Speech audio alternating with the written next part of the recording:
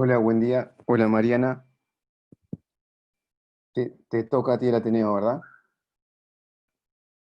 Está silenciada, Mariana.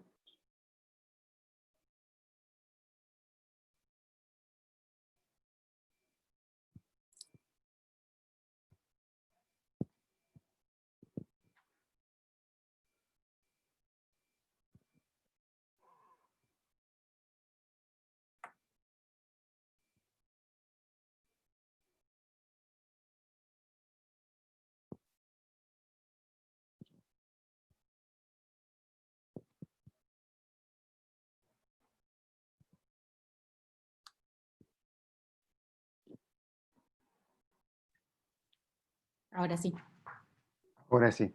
¿Cómo estás? ¿Bien? todo bien. Buenísimo. Mariana, antes de empezar, avísame si hay invitados. No hay No. invitados. Perfecto.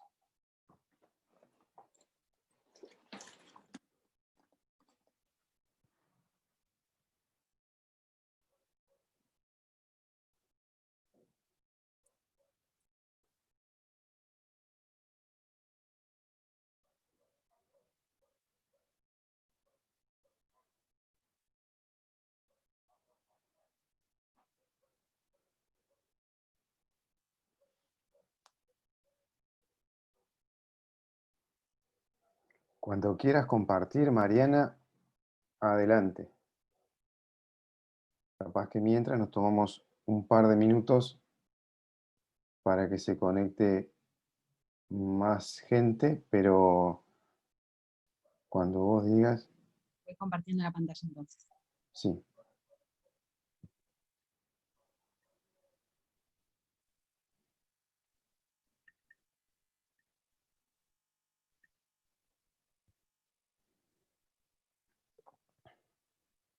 ¿Aparece bien? Perfecto. Somos 28, podemos esperar un par de minutitos más si te parece. Perfecto.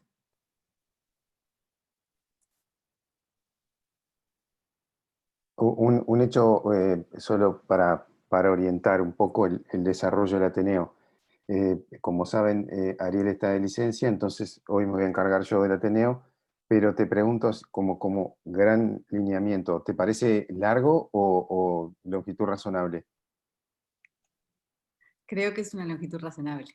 Perfecto, perfecto.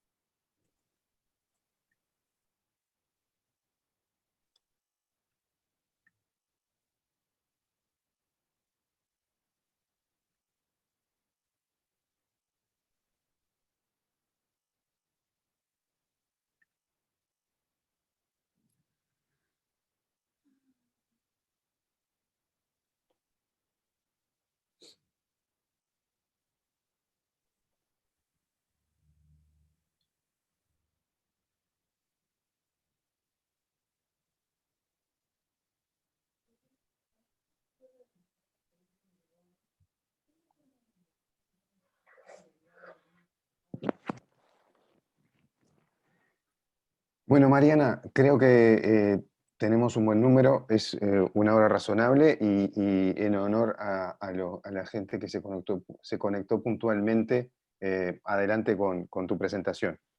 Bien.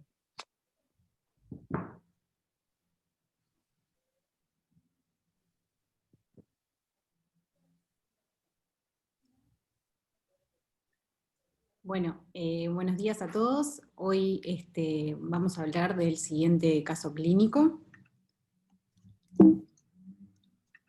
Se trata de un paciente de 18 años, sexo masculino, que es deportista profesional. Se desempeña jugando al fútbol en un cuadro de tercera división. No tiene antecedentes personales a destacar y tampoco antecedentes familiares a destacar.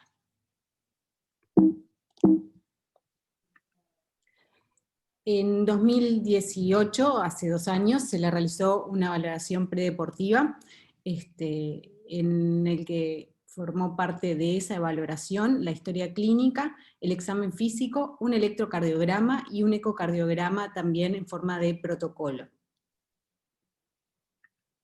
Se le realizó el siguiente electrocardiograma en ese momento. No sé si alguien quiere leerlo. Hacemos como siempre, Mariana, danos Perfecto. tu versión del informe y sí, adelante. Bien, este electrocardiograma tiene la particularidad de que fue realizado a 5 milímetros por milivolt, o sea que fue a mitad de voltaje. Tiene un ritmo sinusal de 75 ciclos por minuto aproximadamente, con una onda P y un PR que es normal, un eje eléctrico medio que se ubica a 70 grados aproximadamente, un QRS fino, aproximadamente 80 milisegundos, y una repolarización que no tiene alteraciones significativas, con un QT corregido de 380 milisegundos. Con respecto a la repolarización, puede ser, al estar a mitad de voltaje, una leve sobreelevación del punto J en las derivaciones B3 y B4. Perfecto, sí, de acuerdo con ese informe, y ese fue el electrocardiograma de la valoración predeportiva. Así Exactamente. empezó. Perfecto. Sí, formó parte Mariana, de... Sí. no, un comentario. Este electrocardiograma hecho hace 2 años fue en el contexto de un programa de valoración predeportiva que se realiza a todos los jugadores juveniles de todos los cuadros de primera división de fútbol, en el marco de un proyecto Premude con la Secretaría Nacional de Deportes. Entonces, esto es un electrocardiograma, se hace interrogatorio, examen físico, electro y ecocardiograma, que se hace in situ en los lugares, en las concentraciones o en los campos, en los lugares donde practican los jugadores. Y ese electrocardiograma es además leído en base a, digamos, algún algoritmo en el cual están entrenados los colegas que están en ese momento para encontrar anormalidades. Digo estas aclaraciones porque en realidad uno puede ver cosas que si los viera, por ejemplo, en un paciente aquí en policlínica, que no fuera joven, fuera mayor, le podrían eventualmente llamar la atención. Una de ellas es la amplitud de los voltajes, porque fíjense que está hecho a la mitad de voltaje, entonces tiene ondas R realmente grandes, en B3 particularmente, en D2, y la otra es la relación entre el RS en V1, que es prácticamente una relación 1, que a nosotros en un electrocardiograma común y corriente, una persona adulta, nos podría llamar la atención y podría hacernos plantear si no tenía algún grado de sobrecarga derecha, pero bueno, todos esos criterios, como vamos a ver más adelante, de hipertrofia ventricular izquierda-derecha, son criterios que en los métodos de screening de deportistas de competencia son habitualmente soslayados. Bien, sí, ya un poco se orientaste el Ateneo y uno siente respeto por los que tienen experiencia y formación en valoración del deportista. Así que bueno, seguramente estamos muy orientados con toda tu experiencia, pero Niemeyer levantó la mano. Álvaro. No, yo quería preguntarle a Alejandro, que tiene mucha experiencia en valorar deportistas, porque y también hay que ponerse en el contexto de que uno le está haciendo de repente un electrocardiograma a 20, 30 muchachos que ya tienen su hipertrofia por el deporte. Pero, claro, yo veo este electrocardiograma que tiene en B1 una R de 4 o 5 milímetros, y si me decís que está a medio voltaje, si estuviera hecho como estamos acostumbrados a leerlo, sería una R en B1 de entre 8 y 10 milímetros. Eso, digamos, para un cardiólogo es francamente patológico, porque habitualmente la R en B1 es de 1 o 2 milímetros.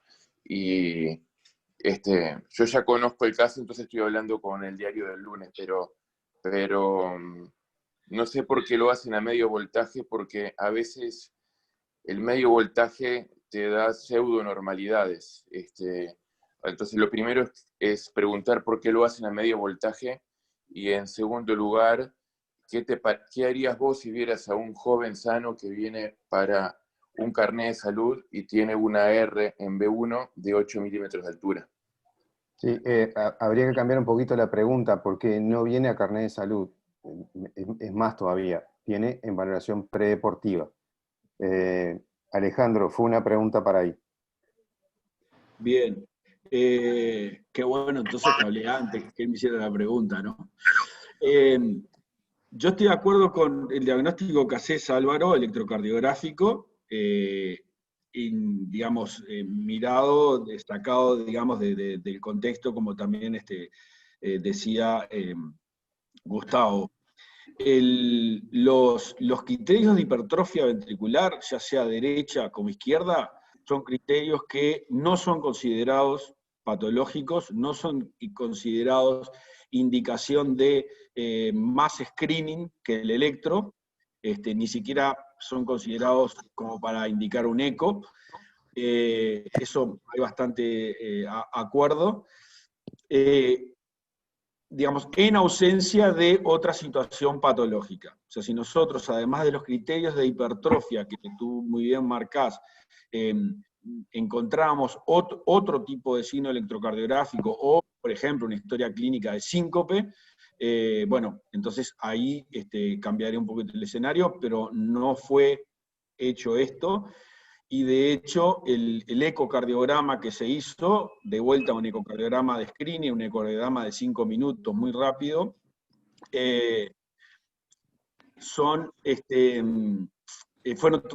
fue normal para el técnico que lo realizó. ¿Por qué lo hacemos de 3 derivadas? Bueno, en realidad porque así lo tenemos establecido en el electro por una cuestión, digamos, de logística, de funcionamiento, que por supuesto el electrocardiógrafo es un Fukuda, o sea que eventualmente se puede, cuando el colega duda, ir a hacer derivadas de a una sola, y por lo tanto en aumento normal, pero bueno, en este trazado no fue hecho así. Hay 2 observaciones en el chat y las transfiero al grupo. La doctora Florio pone que los criterios de hipertrofia son específicos en mayores de 40 años. ¿Todos los criterios que Álvaro dijo son aplicables a este muchacho?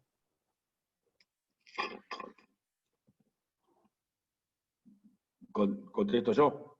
Quien quiera.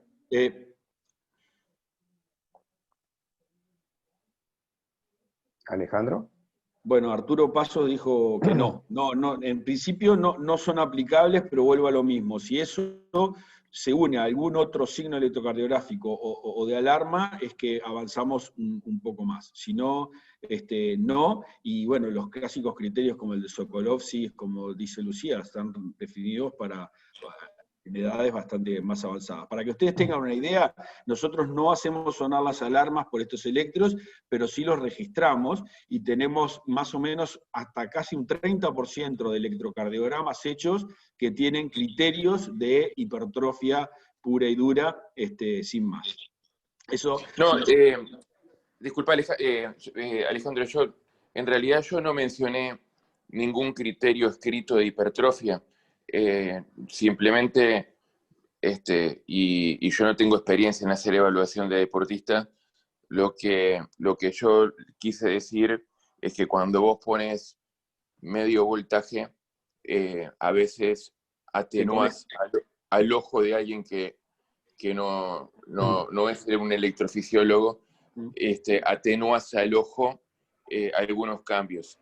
Y si yo le voy a hacer a un muchacho para prevención de muerte súbita un electro, lo que yo tengo que ir a buscar son 3 o 4 cosas.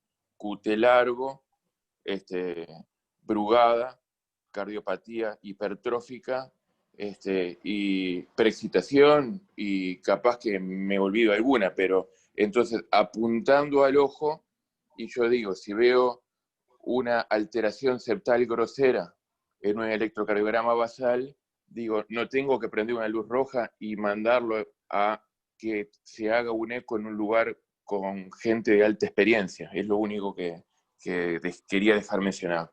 No, está bien, Álvaro. Les pido que levanten la mano para intervenir, por favor. Por ahora somos poquitos hablando, pero si aumenta se nos puede complicar el diálogo. Pero de alguna manera, en tu interpretación, cuando nos hablaste, Alejandro habló de relación RS en B1 de 1, y cuando hablaste de que en realidad la R en B1 es de 8 milímetros real, porque está a medio voltaje, uno enseguida se le prende en la cabeza criterios de voltaje de hipertrofia, pero la respuesta de la interpretación de Alejandro es clarísima. Creo que para darle dinamismo al Ateneo sería bueno seguir a ver cómo continuó la evaluación, porque Mariana dijo que había más elementos en esa evaluación de 2018. Así que adelante, Mariana. Bien, entonces, bueno, como dijimos, este protocolo de valoración constaba de la historia clínica, el examen físico, el electrocardiograma que ya vimos, y un ecocardiograma que se hace de acuerdo a un protocolo. En este caso, la valoración que se hizo en el 2018 de este paciente con 16 años en ese momento, tenía un examen físico normal, un electrocardiograma que se consideró sin alteraciones significativas, y un ecocardiograma realizado en esas condiciones que fue planteado como normal. Tengo una pregunta. Seguro que va a ser contestada en el resto del Ateneo, pero a mí me surge hacerla ahora. ¿Está formalmente indicado hacer ya dijiste que no, pero quiero preguntarlo igual. ¿Está formalmente indicado hacer un ecocardiograma en valoración predeportiva del joven? No, la respuesta es no. La realización del ecocardiograma es parte del proyecto pero en realidad no es que el grupo esté defendiendo la realización sistemática de un ecocardiograma en todos los deportistas, ni mucho menos. Nuestra conclusión en realidad, que no hemos publicado, lo hemos presentado en el Congreso, pero no lo hemos publicado los números, es que el ecocardiograma lo que nos permite es una mayor especificidad, o sea, justamente estos casos que tienen hipertrofia, que puede ser que no, haciendo un ecocardiograma, bueno, nos quedamos un poco más tranquilos, o sea que nos aumenta un poquito la especificidad del screening, pero no la sensibilidad. O sea que la respuesta en definitiva es que la indicación formal y sistemática no está dada, pero No. lo que hay que tener es el ojo bien abierto para encontrar elementos de sospecha en los que el ecocardiograma pueda concretar un diagnóstico de manera más probable. Mariana, el ecocardiograma fue normal. ¿Qué pasó después? Bien. Bueno, el paciente se desarrolló en su actividad deportiva sin ningún problema, hasta que en agosto del 2020, durante una práctica deportiva, que fue digamos, un partido amistoso, presentó un episodio de pérdida de conocimiento con caída de su altura, acompañado de movimientos tónico-clónicos y retroversión ocular. Fue asistido por médico que se encontraba en el lugar, que constata paro cardiorrespiratorio. Luego se inició inmediatamente RCP básica y se accedió a un DEA que se encontraba a 6 cuadras del lugar. Te voy a interrumpir un instante, perdón. No vi que Gabriel tenía la mano levantada. Gabriel. Hola, buenas, muchas gracias.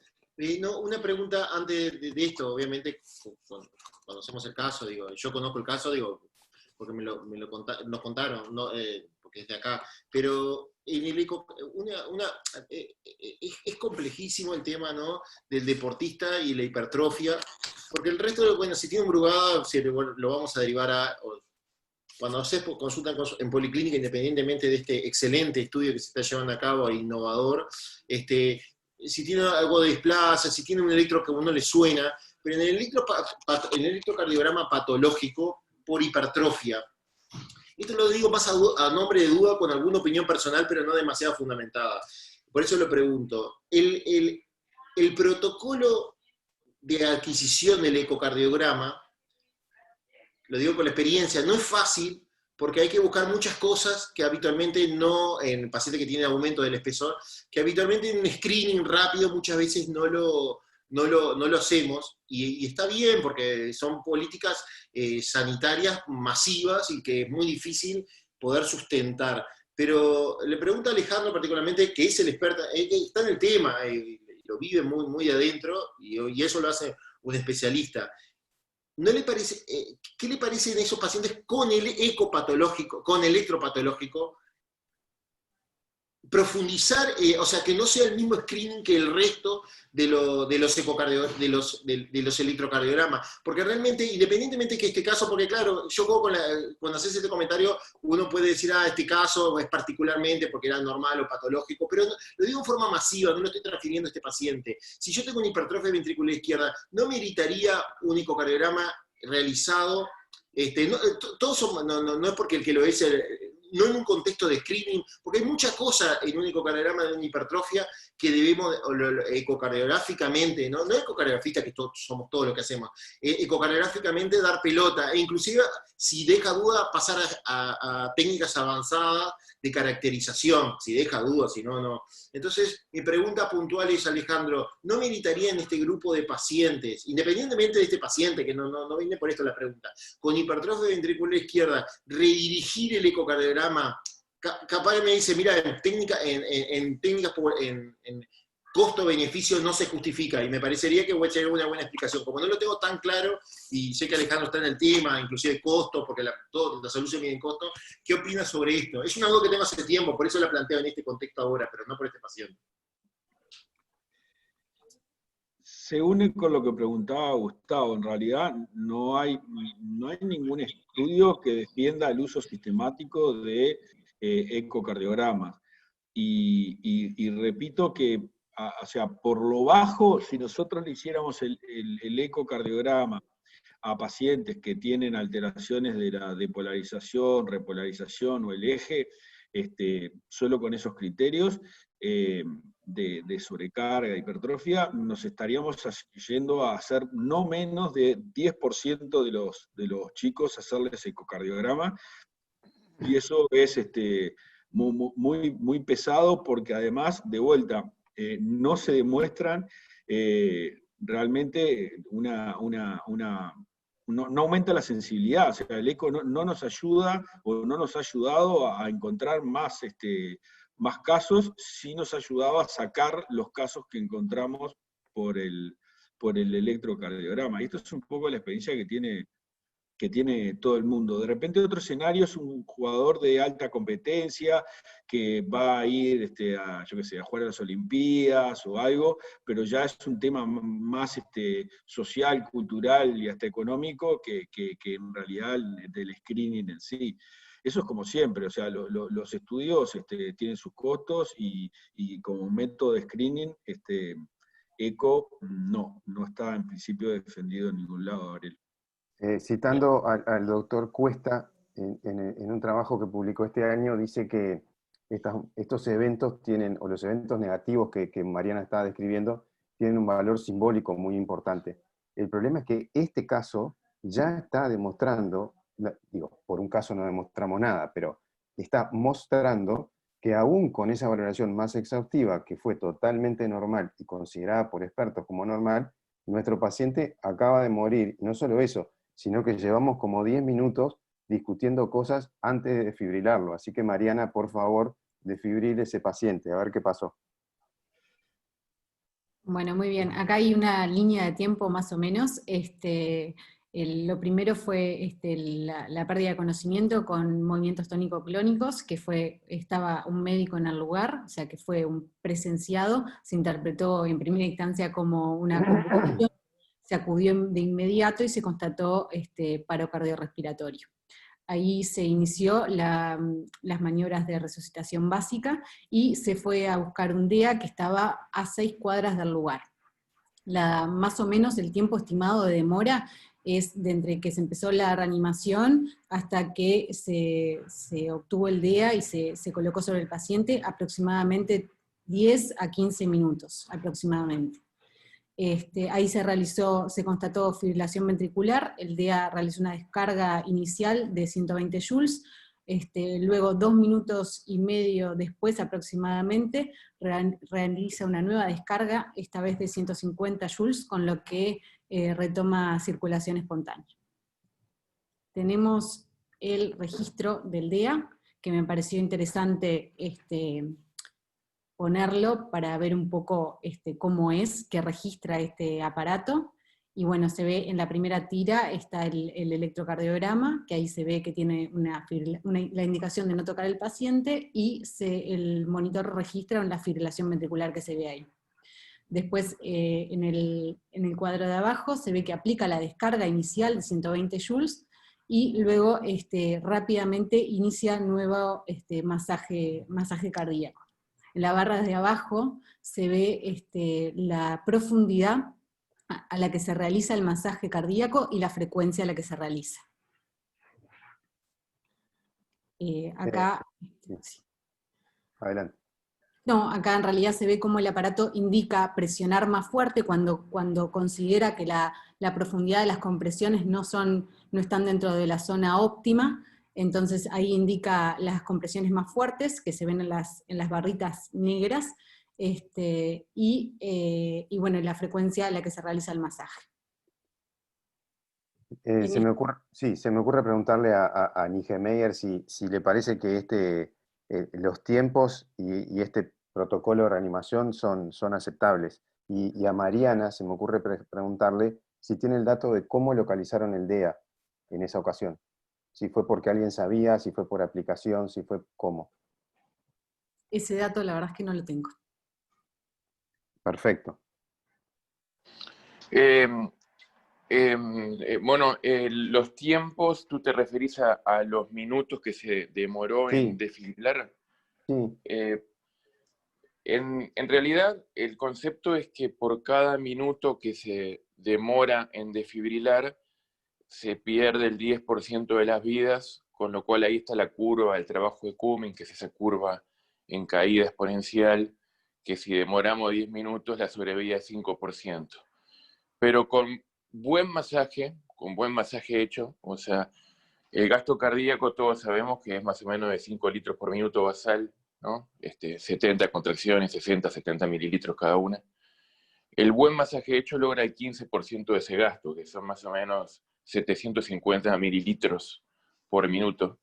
Entonces no hay margen para hacer mal masaje porque se agravia el cerebro. Con buen masaje hecho, esa curva de Cumming se aplana y la sobrevida, si uno demora 10, 12 minutos, ya es del 20-30%.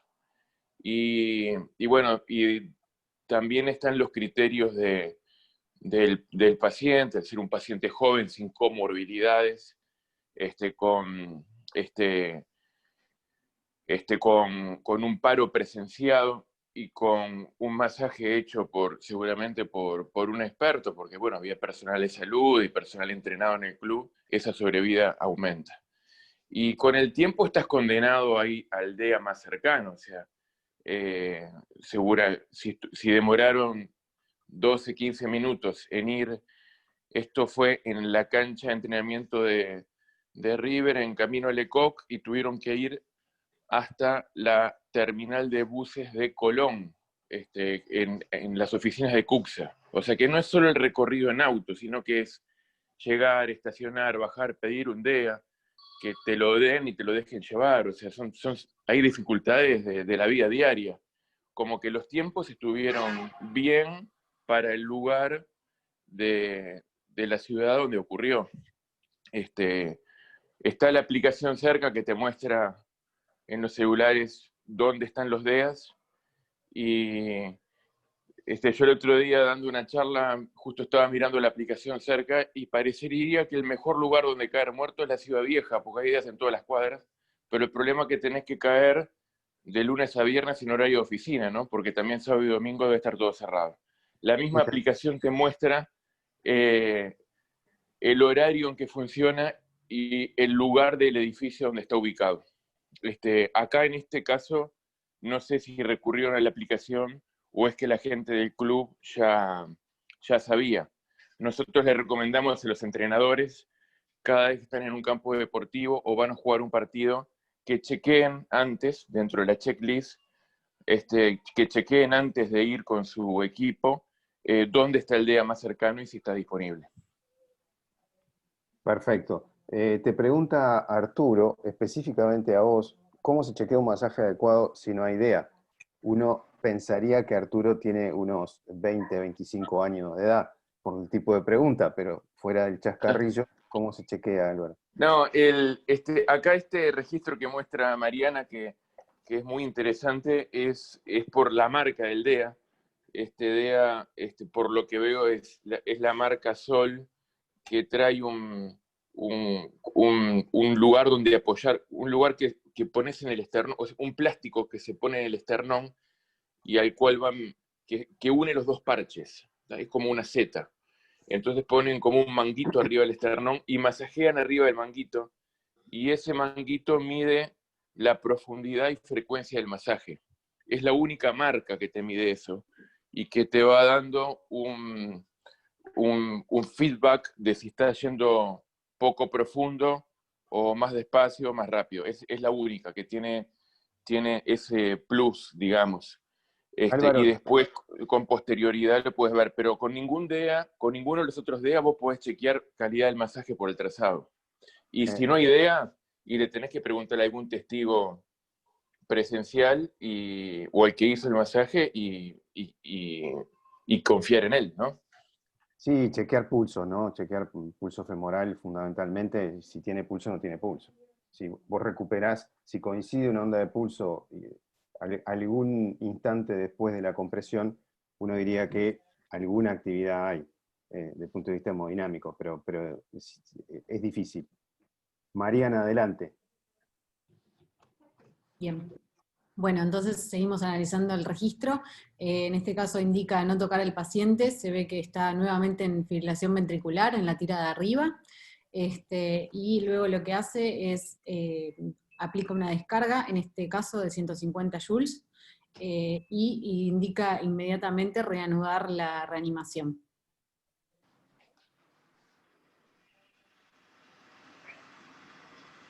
Unos minutos después, al comprobar el ritmo, el aparato detecta que está en ritmo aparentemente sinusal.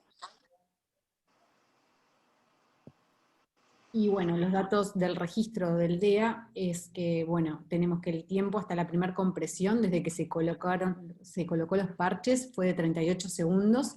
La profundidad media de la compresión fue de 2.3, que el rango de seguridad es de 2 a 2.4, o sea que bastante bien en la zona óptima para lo que el aparato está codificado. La frecuencia media del masaje fue de 138 ciclos por minuto, la zona de óptima identificada o en realidad estipulada es de 99 a 110 ciclos por minuto, y el tiempo total de compresiones desde que se le colocó el DEA fue de 3 minutos y 21 segundos. Perfecto, o sea que en realidad parece que el informe del protocolo, independientemente del chequeo y validación de esos parámetros, es razonable. Parece como que estuvo dentro de rango. ¿Y el resultado cuál fue? Bien.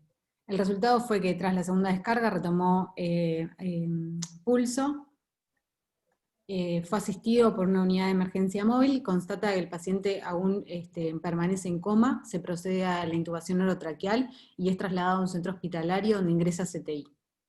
En realidad, al ingreso el paciente estaba se conecta a asistencia mecánica respiratoria, estaba con un Glasgow de 6, se encontraba hemodinámica y eléctricamente estable. De la paraclínica, en realidad al ingreso tenía una hemoglobina de 14, una ASO de 0,3, una CREA de 1,38 y un ionograma con un sodio de 137, un potasio de 4,3 y un magnesio de 1,8. Se realiza el siguiente electrocardiograma, que no sé si quieren comentar o lo leemos. Adelante, Mariana. Bien. En este caso se ve un ritmo sinusal de 80 ciclos por minuto, con una onda P y un PR normal, un eje eléctrico que se encuentra en el plano vertical a 80 grados, un QRS de aproximadamente 80 milisegundos. Se ve sí los voltajes altos de la onda R, en derivaciones inferiores sobre todo, con elevación del IT, a nivel de la repolarización, ondas T invertidas y asimétricas y ligero infradesnivel del ST, de 0,5 milímetros aproximadamente en D3 y ABF, con una elevación del punto J, que puede ser tipo repolarización precoz, en B3 y B4. El QT corregido es normal, de 430 milisegundos aproximadamente. No sé si quieren comentar algo. Sí, ¿cuánto tiempo después de retomar ritmo, actividad eléctrica y hemodinámica espontánea es este electro? No, este electro en realidad es de la evolución, es alejado y son todos más o menos iguales. Ese electro es del Maciel, de la puerta del Maciel cuando llegó. Levanten la mano, por favor. Álvaro, adelante. Es cuando llegó el Maciel. Hay alguien que está rayando la pantalla y que me surgió un cartel allí diciendo su nombre. Por favor, no la rayen porque es difícil de remover. Álvaro, entonces esto fue a la llegada al Maciel, fue precoz, pero después Mariana dice que esto se mantuvo. ¿Qué valor tienen estas alteraciones nuevas? Porque el electrocardiograma es diferente respecto al que vimos antes. Y lo que se observa, creo que es claro que tiene hipertrofia ventricular. Lo llamativo que además tiene ondas en B1, que me parece que exceden lo que es un... Y me parece que, bueno, en el súbita, en un paciente que se instala durante el esfuerzo, me parece que eso, yo ya lo conozco al enfermo, por lo tanto no voy a revelar cosas, pero me parece que eso orienta, desde el punto de vista clínico, a buscar cierto tipo de cosas, que, bueno, serán discutidas acá. Adelante, Nijemeyer, adelante. No, yo lo único que quería aclarar es que es un electro posparo, por lo cual puede haber trastornos de la repolarización que son posparo, pero en lo que es amplitud de voltajes no es diferente, y yo por eso me refería a que el primer electro fue hecho a medio voltaje. Si ustedes tomaran el primer electro, lo estiran para que un milivoltio sea 10 milímetros y lo ponen al lado de este, va a ser exactamente igual, o habrá 1 milímetro de diferencia, pero yo por eso le decía la importancia de repente de un screening cuando no hay un electrofisiólogo viendo el electro, de tratar de respetar la velocidad y el voltaje estándar, que es para lo cual, digamos, los médicos no expertos están acostumbrados a ver electros. Porque si le hubiéramos hecho un electro a voltaje de 10 milímetros, 1 milivoltio, hace 2 años, hubiera sido igual a este, y al principio del Ateneo no hubiéramos dicho que era normal.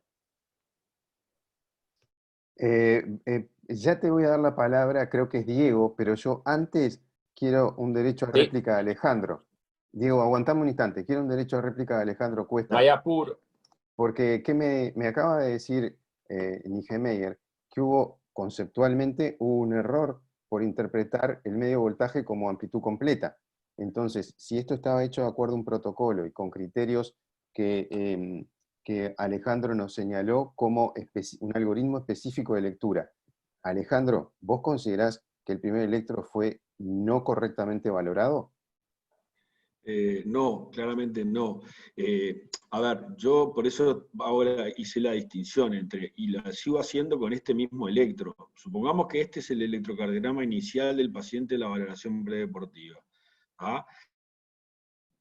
Si lo veo en un paciente de la Policlínica de Cardiología del Hospital de Clínicas, es un escenario. Y entonces tiene los elementos patológicos que señalaba Álvaro, que señalamos todos, son claros.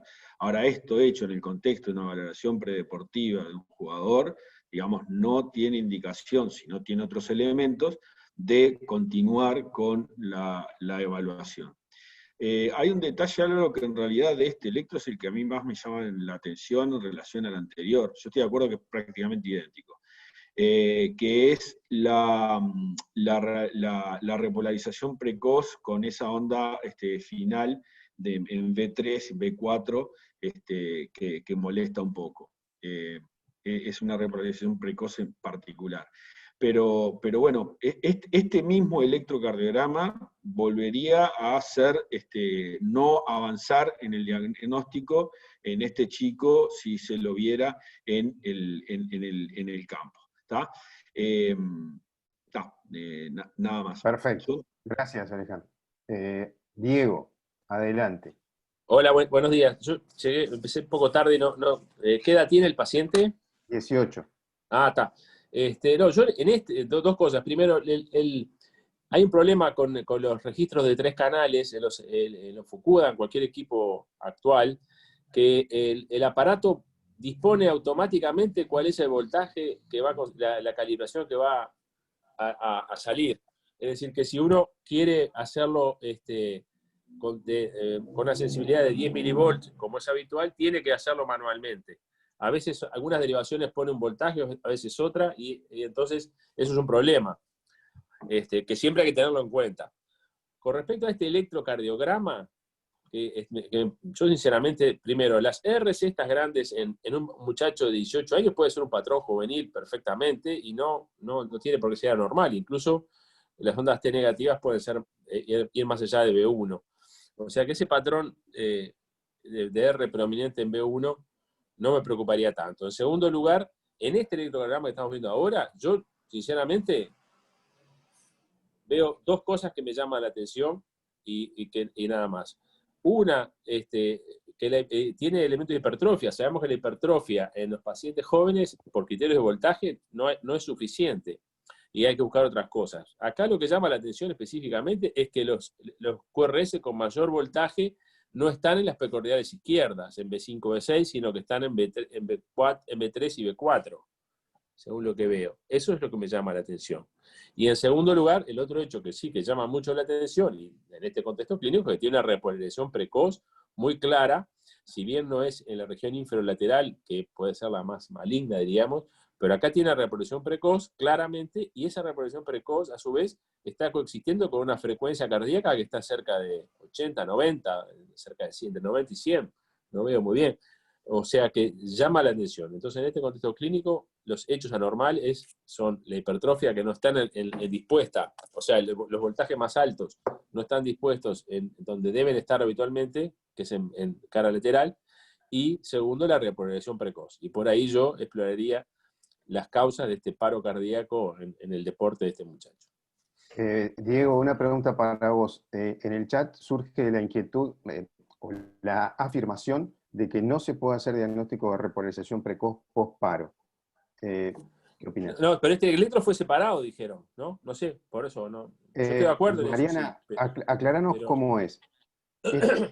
Sí, este electro es posparo, pero los electros siguientes tienen las mismas alteraciones, digamos. O sea, no hay cambios con respecto a los voltajes ni a la repolarización. Pero este electro, Claro. ¿cuánto tiempo lleva del paro? Es que es independiente, porque después fueron todos iguales, me dicen. Todos iguales, bueno, entonces, bueno, yo le daría mucha importancia en este contexto, sinceramente. Es un hecho que no, más en esta frecuencia cardíaca, que no es normal, o por lo menos en un paciente que tuvo un paro. Si un paciente que está caminando por la calle, capaz que no le doy bola, porque es una progresión precoz de aspecto benigna, porque es en B3 y B4 donde más se ve habitualmente la reprogresión precoz, pero tiene una melladura y un final tardío, muy lento, en B3, B4, donde se ve la reprogresión precoz, por lo cual yo exploraría por ese lado si hay algún tipo de enfermedad que genera, que puede estar trastorno que puede producir el paro cardíaco. O sea, no lo descartaría. Y la hipertrofia sí, es una hipertrofia que si estos fueran B5, B6, los voltajes altos no tendrían ningún valor, pero están en B3 y B4 y eso me llama la atención, a pesar de que la aurícula no parece grande, la aurícula izquierda no parece grande, eso es un elemento que va en contra de una cardiopatía orgánica, estructural del ventrículo izquierdo, pero en este contexto paro, creo que el ecocardiograma y los estudios estructurales se imponen, además de los estudios que tengamos que hacer vinculados a la repolinización precoz. Perfecto. Si a uno le parece una clínica que cualquier elemento que aparezca, como vos dijiste, uno diría esto es benigno por topografía, en el electro, lo que fuera, pero lo que acaba de pasar con el paciente hace que cualquiera sea sospechoso hasta demostración de lo contrario, ¿no? Exactamente. Rivara, adelante Álvaro. Sí, yo quería decir que en el joven con muerte súbita, epidemiológicamente, la gran mayoría de los pacientes, cuando tienen una muerte súbita durante el esfuerzo y haciendo deporte con este electro, uno debería pensar básicamente en primer plano en miocardiopatía hipertrófica. Luego hay una miríada y un espectro enorme de alteraciones congénitas, en fin, que pueden ser citadas. Pero yo llamaría la atención del electro de que en la cara inferior, de 2, de 3 ABF, tiene una hipertrofia importante, acompañada de trastornos de la repolarización. Me parece que eso inclina a que, digamos, a nivel basal existe una hipertrofia significativa en el electrocardiograma y creo que me parece que en ese sentido también. Lo que es llamativo es que también parece que el ventrículo derecho tuviera algo de hipertrofia con esas R altas, lo cual no es descartable porque existen algunas cardiopatías, miocardiopatías hipertróficas que tienen hipertrofia biventricular. Y bueno, creo que más allá de eso, por ahora, Sí, la repolarización precoz no, en este caso, me parece que no la pondría en la discusión por las salvedades que ya se hicieron. Sí, los patrones de hipertrofia son, si es que esto es finalmente hipertrofia, los patrones de hipertrofia a veces son erráticos y no son difusos y obedecen a regiones del corazón, de acuerdo al fenotipo que adopte la cardiopatía de base, ¿no? Entonces pueden afectar algún territorio y otros no. Álvaro Nigemea. No, yo sé que Diego entró medio tarde el Ateneo, pero entonces como el Ateneo tiene fines docentes, yo lo que quería dejar algo claro que cuando un paciente tiene 15 minutos de paro, hay una miocardiopatía posparo que da alteraciones a nivel tisular, que da trastornos electrocardiográficos, que da dilatación del ventrículo derecho, que da mala fe, vida, shock. Y todas las alteraciones en el ST post-paro, y este electro fue hecho en el Maciel luego del traslado, no pueden, sería un error conceptual hacer un diagnóstico de repolarización precoz. Entonces, si alguno de los médicos que está en el Ateneo está en la puerta del Maciel y recibe este paciente y ve estas alteraciones de electro, en principio son alteraciones post-paro, y salvo que puedan ver el futuro y saber cómo van a seguir los electros más adelante, siguiendo la lógica del Ateneo, yo no haría diagnóstico de repolarización precoz. O sea, cuando uno ve este electro, para alguien que no es experto en deportista, es un electro de cardiopatía hipertrófica. Y la cardiopatía hipertrófica, cuando no es obstructiva, está en cualquier lado y da patrones electrocardiográficos muy complicados y tiene más riesgo de muerte súbita que la obstructiva.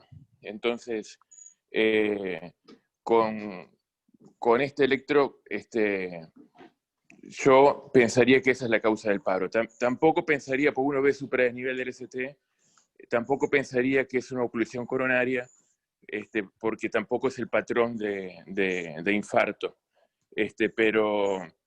Pero sí quiero dejar eso claro, que todo trastorno de la repolarización post-paro y post-defibrilación es en el contexto de esa miocardiopatía post-paro.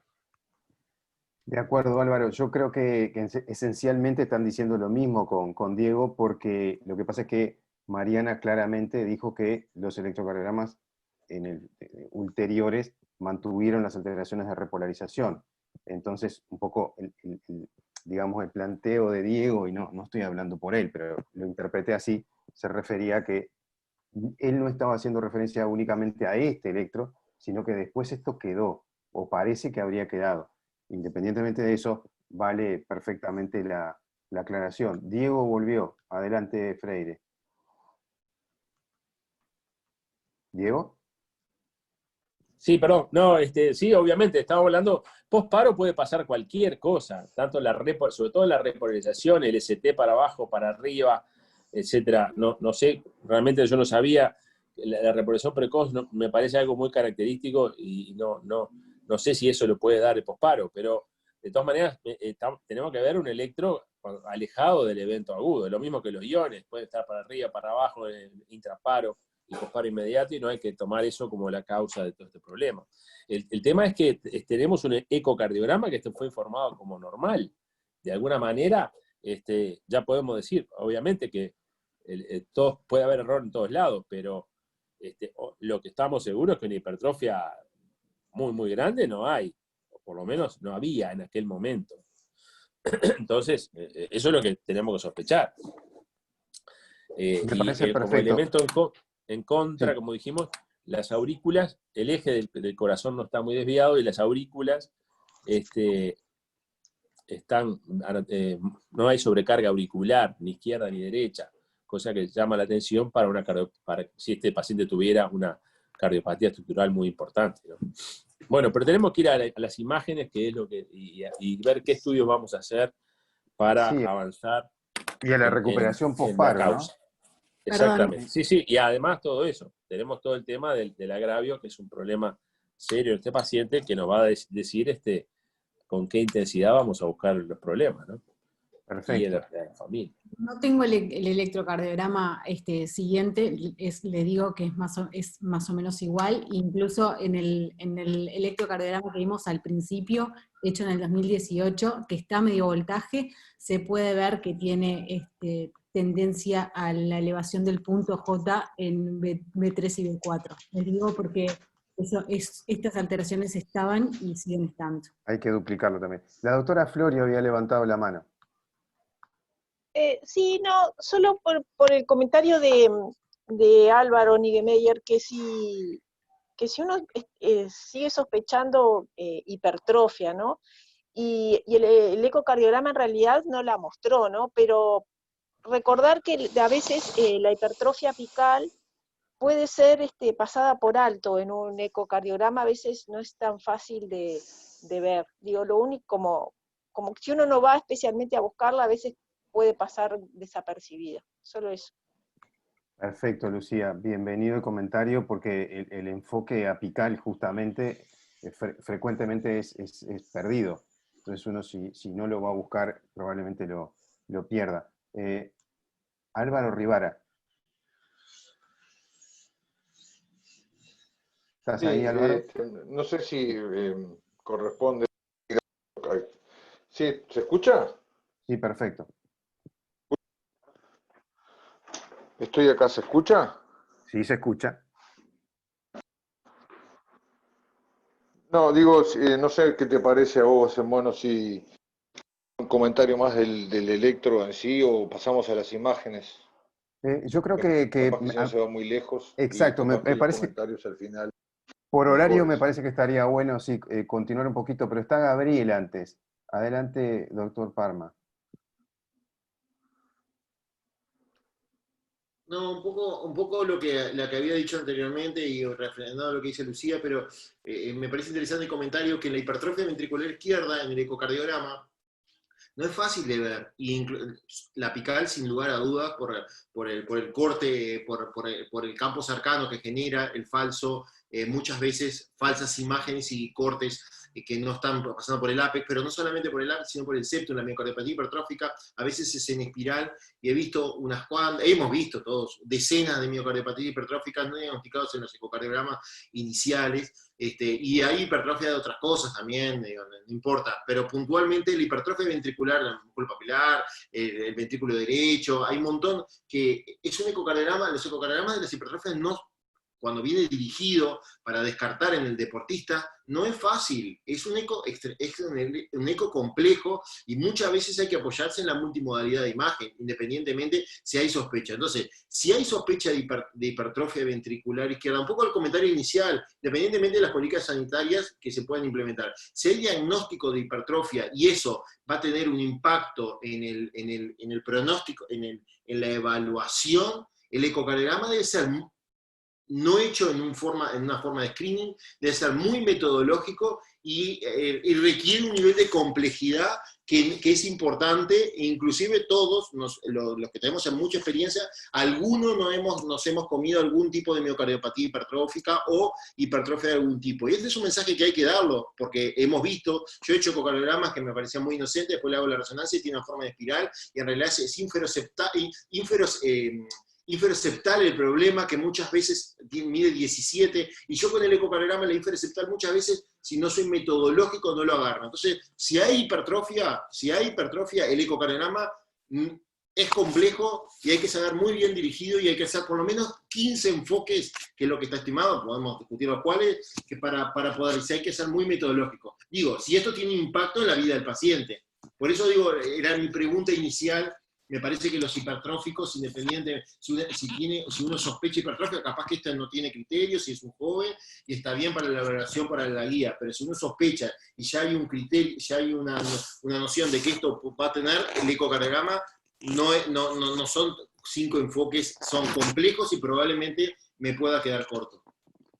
Sí, a mí se me ocurre reflexionar que si una de las causas más frecuentes, o la más frecuente en algunas poblaciones, de muerte súbita en el joven deportista, la cardiopatía hipertrófica, si yo estoy haciendo un screening, la miocardiopatía hipertrófica tiene que ser el plato principal. Entonces, creo que en cualquier caso, uno tiene que ser, aunque sea screening, en esta población, exhaustivo para decir no lo tiene. Me parece que, mirando al futuro, lo que Gabriel dijo tiene que venir digamos, a poner especial énfasis en las patologías más frecuentes.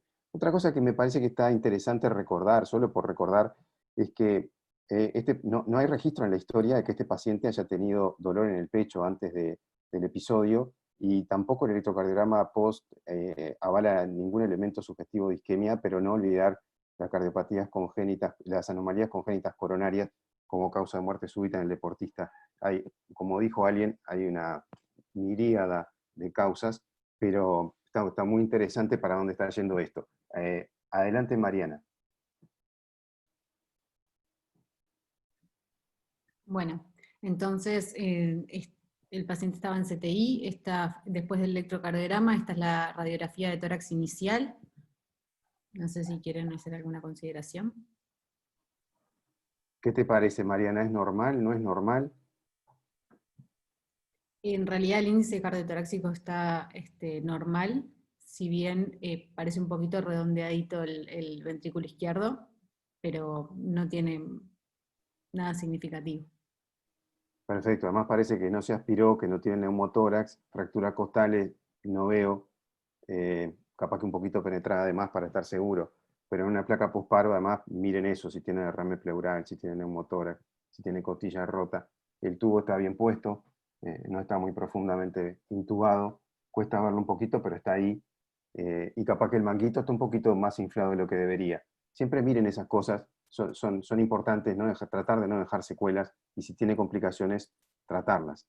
En definitiva eso, el borde izquierdo, el ventrículo izquierdo parece un poquito convexo de más, y bueno, creo que hay que ir a mirar el corazón. Podemos seguir, Mariana.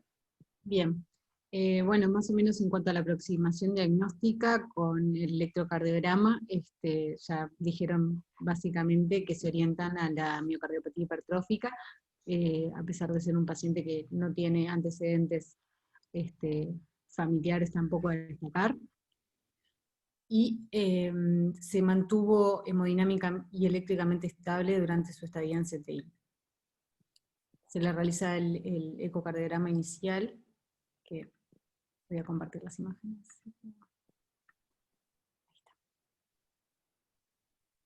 Este es un eje largo para external. Acá tenemos un eje corto paraesternal a nivel de los músculos papilares.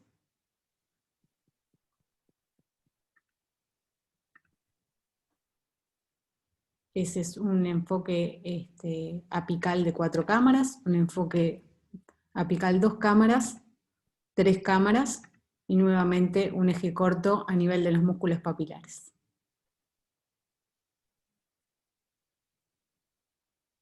Insististe en los papilares, Mariana, fuertemente. Sí. Pero acaba de saltar el chat y está Arturo, y le pregunto entonces a Arturo, me parece una forma directa de ir. Escribiste allí hipertrofia de los papilares, parece. Sí. Criterio para hipertrofia de papilares. Habría que medirlo, pero habitualmente tiene que ser medido en eje corto, en ese que se está mostrando el video, tiene que ser menor de 1 centímetro, cada uno de los papilares, y ahí me da la impresión de que es mayor. Aparte, comparado con las paredes, ¿no? La pared, fíjense, la pared anterior parece normal, el resto de las paredes parece normal, me queda cierta duda la pared inferior, pero me da la impresión de que hay un predominio del aumento de los papilares, o por lo menos del posteromedial. En el paraesternal eje largo parecía también que el posteromedial era prominente. Sí, totalmente. Totalmente. Sí, Mirá. más que la pared inferior, ¿no? Que la pared posterior que se ve ahí, sí. delineada, parece... sí. Tremenda pared posterior. Sí. Y además me da la impresión de que, estoy un poquito mirando todavía, pero me da la impresión de que es bicorne, digamos. Sí. En algún momento parece que se divide en 2 sectores musculares, y además llega muy cerca hasta de la valva mayor. Exacto, sí. Porque la valva menor la veo poco, está allí tenue, pero se ve que llega muy cerca, como que las cuerdas son muy cortas o están embebidas en músculo. Sí, no es habitual que llegue tan cerca, ¿no? Levantamos la mano, por favor. Gabriel Parma. ¿Cómo arriba va a tener? Sí, estoy de acuerdo. El diagnóstico que tiene este paciente es muy claro con los enfoques que mostró Mariana. Tiene hipertrofia del músculo papilar y los criterios fueron los que mencionaron ustedes. Tiene que ser mayor a 12 milímetros en eje corto. Es muy fácil la medida, ¿no? Mayor a 12 milímetros. Es el punto de que se encontró mayor sensibilidad y especificidad, o sea, ya 13 es hipertrofia. Lo que decía Gustavo, estoy totalmente de acuerdo, que llegue próximo a la cuerda de la valva anterior es el otro criterio mayor, y el tercero es que se mezcle el músculo papilar posterior con la pared posterior, se intrinque en la continuidad, y son los como 3 criterios de hipertrofia del músculo papilar. Hecho este diagnóstico, hay que ir a ver, tiene lo que se llama hipertrofia aislada del músculo papilar. Por el electrocardiograma, sí, es el electrocardiograma con predominantemente hipertrofia, aumenta la expresión en B3 y B4. Pues un tema lo revisé por algún paciente, por eso más o menos tenía una idea. Y fundamentalmente hay que buscar criptas, se ven criptas, la inserción de los músculos, para ver si se acompaña de afectación valvular, que la mayoría no se acompaña. Y la tercera es en el eje corto, que es seguro que se hizo, yo hice uno de los tantos, pero no hice el primero en el diagnóstico, Lucía hizo otro, todos participamos de la realización de este paciente. Es en el eje corto buscar apical, medio y apical, y medir cada uno de los espesores para ver si se acompaña de hipertrofia de otros segmentos. Independientemente de todo, este paciente, con esto que mostró Mariana, tiene diagnóstico ya de un tipo de miocardiopatía hipertrofia, que se podrá acompañar de alguna hipertrofia de algún segmento, que es una entidad que es la hipertrofia aislada o hipertrofia del músculo papilar, que es una entidad propia, y es una entidad que conlleva la misma valoración que una miocardiopatía hipertrófica. No se sabe muy bien, hay algunos trabajos, si es más maligna, menos maligna, pero independientemente de todo, se asome que es un síndrome genético. Sí, de maligno ya mostró todo, ¿no? Porque ya murió. Uno cuando iba a ver el eco, y yo no conocía al paciente, esperaba hipertrofia porque la comunidad estaba clamando por ella, y ahí se me venía la cuestión a la cabeza de si sería hipertrofia, si era difuso, si era un patrón de hipertrofia difusa, y entonces ahí venía el lío de hipertrofia en el deportista versus cardiopatía hipertrófica, pero creo que está bueno como enseñanza que cuando el patrón es así, es localizado, la cardiopatía hipertrófica es la que vale. Una pregunta, antes de dar la palabra a las dos manos elevadas que hay allí. ¿Tiene SAM? Ahí en la anterior, en el enfoque anterior, en la lámina anterior, en el apical de 4 cámaras, la válvula mayor de la mitral en sístole tiene un quiebre hacia el septum. No sé si hay contacto mitroseptal, pero un poquito se quiebra. Y me parece que es porque da la impresión de que además el papilar está como, o el conjunto papilar cuerdas está como elongado. Cuando cierra, quiebra hacia el septum. Le voy a hacer una pregunta. Solo una cosa breve, una broma nomás, que cuando vi el eco, yo le dije a los gurises, tiene un sancito. Nada, como un saltito. Perfecto. Álvaro Nigemeyer, adelante. No, una pregunta, Gabriel, nomás, porque uno cuando le hablan de hipertrofia del músculo papilar piensa en Fabry, y entonces le quería preguntar ¿por qué no puede ser una forma rara de presentación de un Fabry esto? Bueno, contestando brevemente, me parece que no, todo puede ser. El Fabry, hay un paciente en clínicas que tiene muchos años que debutó con hipertrofia masiva del músculo papilar, pero de todo el músculo. El Fabry es el 6% de la miocardiopatía hipertrófica, pero se debe acompañar de la hipertrofia del músculo, en forma aislada del músculo papilar, solamente a raíz de ese paciente, que es un paciente, Lucía se debe acordar porque hicimos una carta para el fondo, para la terapéutica, no está escrito como forma expresiva de hipertrofia aislada del músculo papilar. Debe acompañarse, como todo, es un síndrome, es una enfermedad sistémica, pero debe acompañarse de hipertrofia del músculo no papilar, o sea, del resto del músculo fundamentalmente inferolateral.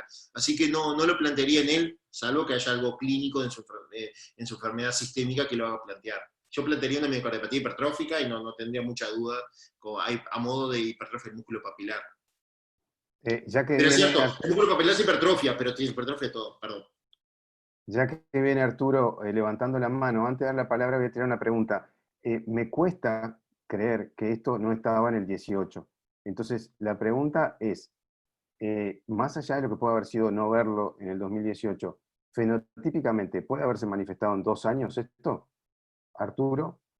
Sí, yo también voy a hacer otra pregunta, porque me genera la duda ahora, volviendo hacia atrás, vinculando el ecocardiograma con el electrocardiograma, ¿qué representación electrocardiográfica puede tener los músculos papilares hipertróficos cuando el resto del ventrículo no tiene hipertrofia? ¿No sería esto un electro que no tiene, como decía Alejandro inicialmente, ¿no? Que no tiene nada patológico, que no tiene hipertrofia porque por criterios de voltaje no lo tiene, o sí, no sé, me genera la duda, ¿verdad?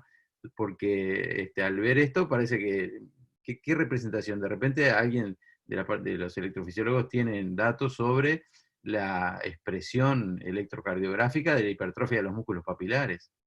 Y ya que tenemos a Rivara con la mano en alto, Álvaro, ¿tenés información para responder esto? Bueno, la verdad es que no tengo mucha información. Lo que parece que, digamos, lo que hacemos siempre es el electrocardiograma y ver cuáles son las zonas, porque en la miocardiopatía hipertrófica muchas veces no hay una hipertrofia de todo y no todas las derivaciones parecen con hipertrofia. En este caso yo creo que hay una bastante clara que es de 2 de 13 ABF y eso se vio reflejado en el eco. Me parece que fue bastante claro. El músculo papilar en sí, no recuerdo la representación electrocardiográfica, realmente. Me parece que es un hallazgo más bien y muchas veces de la resonancia. Me da una paz interior muy importante que Álvaro Rivara no se acuerde de la representación electrocardiográfica de la hipertrofia de los papilares, la verdad. ¿Algo o no? ¿Perdón? Mariana, ¿qué nos estás mostrando más información allí?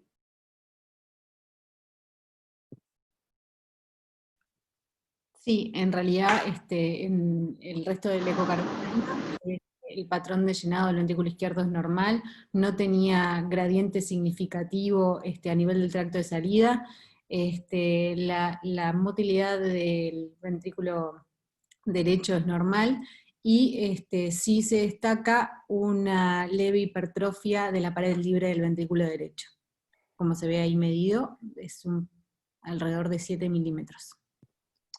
¿Cómo siguieron, Mariana, y cómo evolucionó el paciente? Bien, el ecocardiograma, en realidad el informe es un ventrículo izquierdo hipertrófico que tenía un septum de 13 y una pared posterior de 14, en realidad sin criterios de miocardiopatía hipertrófica por milímetros, pero sí la consignación de la hipertrofia de los músculos papilares. ¿Tá? La función sistólica estaba conservada, una FEBI estimada del 60%, y el ventrículo derecho, como dije, no dilatado, con hipertrofia de la pared libre y la motilidad conservada. A destacar que no tenía dilatación auricular, y que las válvulas en realidad nada a considerar. Sí, parece que este paciente hace un poco de honor a que los que más mueren por cardiopatía hipertrófica son los más jóvenes, y que el estadio de la patología es terrible desde el punto de vista del riesgo arrítmico en este caso, ya murió una vez, pero no tiene repercusión funcional, porque por lo menos lo que está mostrado es que la función sistólica valorada por FEBI, con todas las limitaciones que tenga, es normal, y además la aurícula no está dilatada, o sea, no hay problema de rigidez ventricular o función diastólica, y eso me parece interesante, ¿no? Como la primera manifestación es la más terrible. Creo que los planteos diagnósticos razonablemente están hechos, Mariana. Ahí Exacto. está. El planteo diagnóstico y ecocardiográfico fue de cardiopatía hipertrófica con compromiso de los músculos papilares. El paciente evolucionó en CTI con una estancia prolongada porque tenía agravio neurológico. Se hizo inicialmente una tomografía de cráneo que fue sin alteraciones, electroencefalogramas que inicialmente mostraban signos de disfunción cortical difusa moderada, lo que bueno, complicó un poco su desvinculación del ventilador también.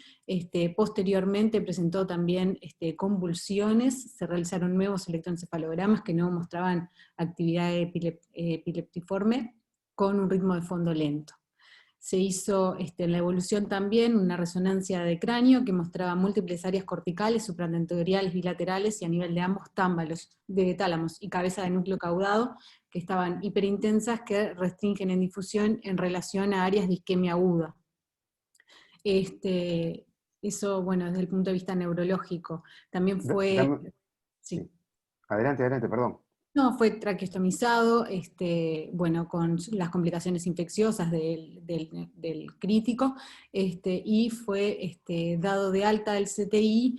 Desde el punto de vista neurológico, en realidad empezó lento, pero fue evolucionando. El paciente comprende órdenes simples, se comunica con dificultad, pero se comunica y deambula. Esa es la situación neurológica actual. Gracias, Mariana. Álvaro Nigemeyer.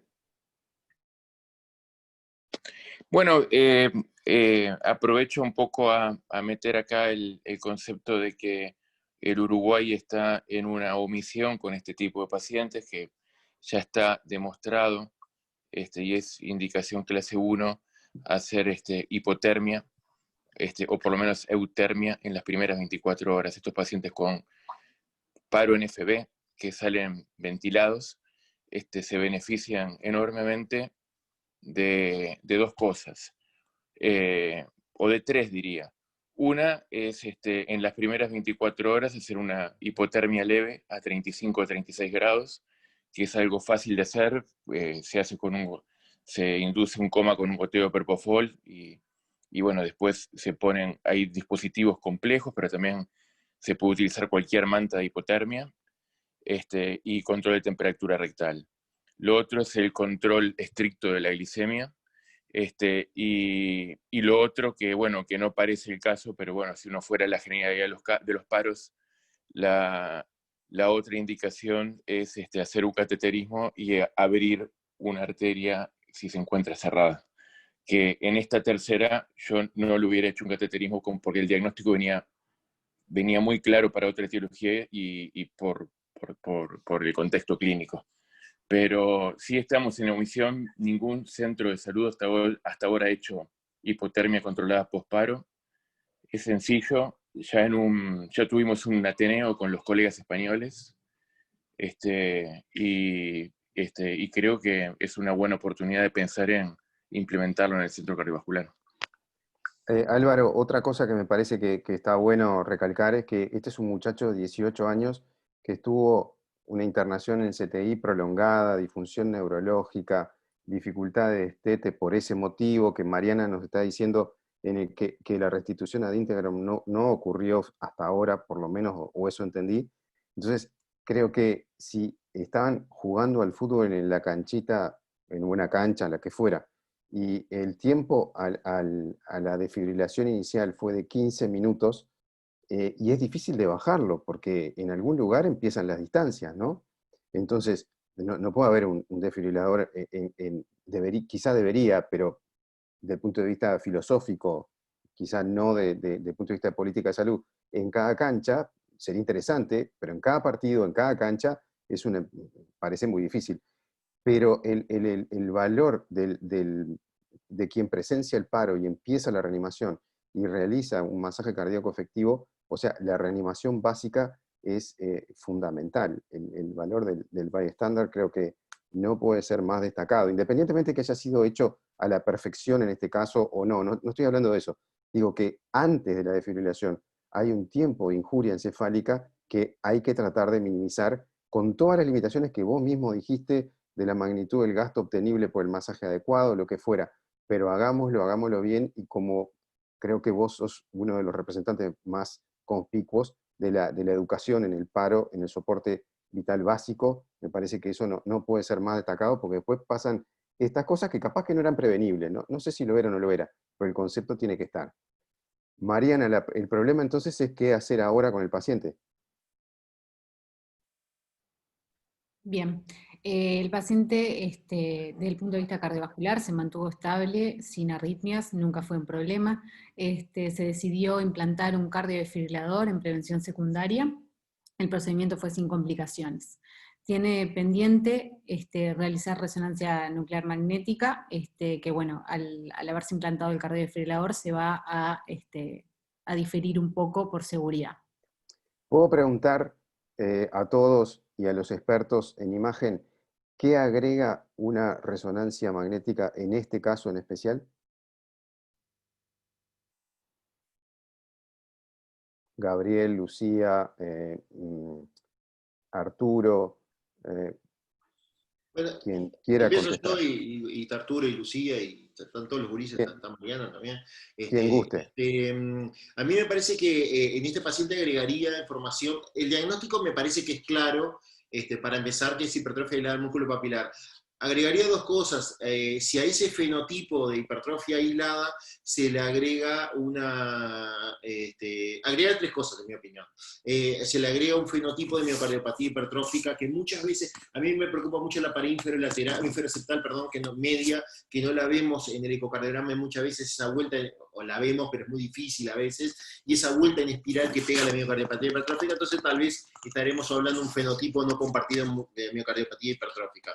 El punto número 2, para caracterizar fibrosis, acá no buscaría T1 mapping, me preocuparía ver la fibrosis focal, no la difusa, si hay para eventuales problemas posteriores que haya del paciente en cuanto a descargas, porque la vida de este paciente en lo arrítmico no termina acá, puede seguir, puede entrar en tormenta eléctrica, y obviamente cardiofibrilador lo estaría protegiendo de esa muerte nuevamente, pero sería un enorme problema. Y el tercero es por esa cosa de descartar diferenciales que no parecen, pero bueno, Arturo dijo no será un Fabry, y te juro que no, pero bueno, no podría ser. Sabemos que las cardiopatías que hipertrofian son las hipertensivas, la hipertensiva, la hipertrófica, la del deportista, y las infiltrativas. Y en esa gama de posibilidades, la resonancia juega muchísimo en el descarte de los diferenciales, o por lo menos alejando de las infiltrativas, que haya una mínima duda de que sea un depósito de mucopolisacaridasa, sundano, ¿no? Pensando en otras causas muy poco frecuentes, alejándola por el patrón de realce y la caracterización de morfológica. Hay criterios de cardiopatía del deportista que no viene al caso, pero digo que se pueden hacer por resonancia. Y bueno, si tiene otro patrón fenotípico de miocardiopatía hipertrófica, caracterizar el ventrículo derecho, que se vio que estaba hipertrófico, me parece que agregaría esos matices. Lo que más destacaría es la fibrosis por eventuales eventos futuros que pueda tener el paciente arrítmico y la posibilidad de ablación y poder ayudar en la guía terapéutica. Eso es lo que me nace decir a mí. De acuerdo. Lucía, adelante. No, es lo que dijo Gabriel, no voy a agregar nada. Lo único que sobre todo es por el diagnóstico diferencial y la posibilidad de que amerite una terapéutica diferente, ¿no? Aparte que el paciente tuvo una complicación mayor, y más que mayor, y bueno, es como decir, definitivamente establecemos el diagnóstico, esta es la cardiopatía, en realidad la indicación de cardiodesfibrilador ya la tiene por la prevención secundaria, en ese sentido no va a cambiar demasiado, así que yo creo que es más para definir, digamos, el diagnóstico exactamente, pero sobre todo para descartar algunos diferenciales que, si bien la probabilidad es baja, bueno, tendrían una terapéutica diferente. Perfecto, ese argumento es extremadamente convincente, sin duda. Diego Freire. Sí, yo creo que a esta altura el estudio es un poco más académico, me parece que, o para tratar de buscar cosas que no sabemos o cosas raras, pero me parece mucho más importante es cuidar a los que no tuvieron este problema y estudiar a los familiares. Me parece que es de suma importancia porque puede haber, y después se puede discutir, ahí sí yo no sé, pero se puede discutir si hay que hacer paneo genético en este tipo de miocardopatías, no conozco. Si tiene el mismo perfil que las hipertróficas habituales, puede tener también algún lugar para después estudiar a los familiares, ¿no? Me parece que tenemos que concentrar el esfuerzo en estudiar, ver si podemos detectar casos más precoces en familiares. Sí, sin duda. Eso me parece que no me parece, es un aspecto medular en esto, porque no podemos recorrer este camino otra vez con otra persona en la misma familia, ¿no? No debería pasar en tanto las herramientas estén a la mano. Arturo, adelante. Sí, no, que estaría bueno que el cardiodesfibrilador fuera con posibilidad de que se hiciera resonancia, ¿no? Que la resonancia pudiera estar disponible una vez que se ponga el cardiodesfibrilador, porque Diego decía que era que es un poco más bien académico, pero yo no estoy seguro porque no sabemos cómo va a evolucionar este paciente. De repente el cardiodesfibrilador lo tiene que chocar muchas veces y nosotros tenemos que, o nos puede ser útil, como decía Gabriel, identificar zonas que sean pasibles de ablación. Por eso no sé si es tan académico o también con perspectiva de una eventual mala evolución. Arturo acaba de hacer una afirmación, pregunta, y yo se la quiero tirar a los electrofisiólogos, ya que levantó la mano Alejandro. Alejandro, ¿a vos te puede orientar una resonancia en elegir un sitio de ablación de una arritmia ventricular grave en este paciente? Alejandro, adelante. Bueno, empiezo contestando eso y después por lo que levanté la mano.